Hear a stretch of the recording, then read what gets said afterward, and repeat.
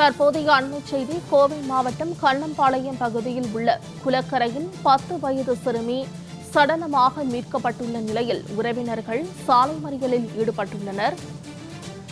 சூலூர் காவல் நிலையம் முன்பு குழந்தையின் மரணத்துக்கு நீதி கேட்டு உறவினர்கள் சாலை மறியல் போராட்டத்தில் ஈடுபட்டுள்ளனர்.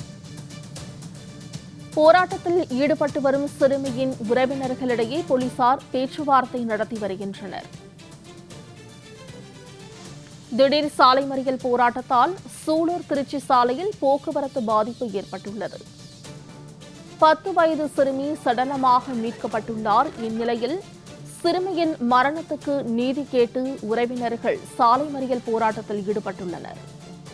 இதுகுறித்த கூடுதல் விவரங்களை செய்தியாளர் காளிதாஸ் வழங்க கேட்கலாம். காளிதாஸ், 10 வயது சிறுமி சடலமாக மீட்கப்பட்டுள்ள நிலையில் சிறுமியின் மரணத்துக்கு நீதி கேட்டு உறவினர்கள் சாலை மறியல் போராட்டத்தில் ஈடுபட்டுள்ளனர். இவர்களுடன் போலீசார் பேச்சுவார்த்தை நடத்தி வருகிறார்கள். இது குறித்த முழு விவரங்களை பதிவு செய்யலாம். வணக்கம் மோனிஷா. கோவை மாவட்டம் சூலூர் அருகே கண்ணம்பாளையம் குளத்தில் இன்று மாலை 10 வயதுக்கு உட்பட்ட சிறுமியை சடலமாக மீட்டெடுத்துள்ளனர். மேலும் இது சம்பந்தமாக போலீசார் 2 பேரை கைது செய்து தற்பொழுது விசாரணை மேற்கொண்டு வருகின்றனர்.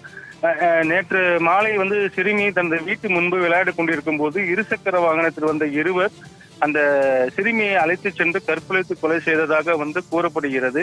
இந்த நிலையில் இன்று மாலை கண்ணம்பாளையம் குளத்தில் சிறுமியின் உடலை போலீசார் மீட்டெடுத்து பிரேத பரிசோதனைக்காக கோவை அரசு மருத்துவமனைக்கு அனுப்பி வைத்த நிலையில் உறவினர்கள் மற்றும் சிறுமியின் குடும்பத்தினர் சிறுமியின் மரணத்திற்கு நீதி கேட்டு கோவை சூலூர் அருகே திருச்சி சாலையில் திடீரென்ற போராட்டத்தில் ஈடுபட்டு வருகின்றனர்.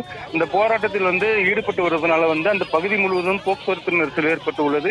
இதனால் வாகன ஓட்டிகள் அந்த பகுதியை கடந்து செல்ல முடியாமல் நீண்ட வரிசைக்கு வாகனங்கள் அணிவகுத்து நின்று கொண்டிருக்கிறது. குறிப்பாக மேலும் அந்த போலீசார் குடும்பத்தினர் மற்றும் உறவினரும் தற்பொழுது பேச்சுவார்த்தை செய்து சமாதானம் செய்து வருகின்றனர். அந்த சிறுமியின் கற்பழித்த நபர்களுக்கு கடுமையாக தண்டனை வழங்க வேண்டும்.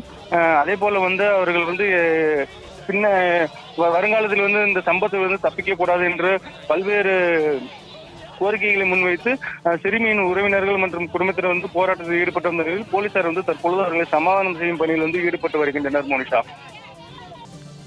காளிதாஸ், விரிவான தகவல்களுக்கு நன்றி.